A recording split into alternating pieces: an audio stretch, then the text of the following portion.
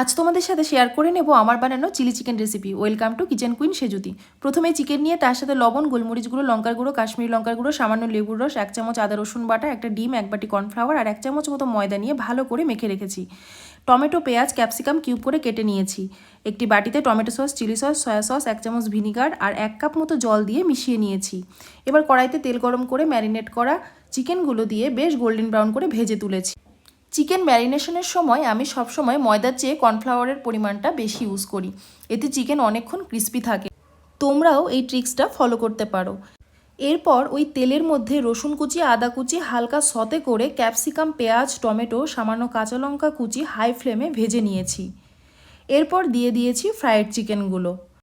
বেশ কিছুক্ষণ ধরে নাড়াচাড়া করার পর মিশিয়ে দিয়েছি আগে থেকে তৈরি করা ওই সসের মিশ্রণটি।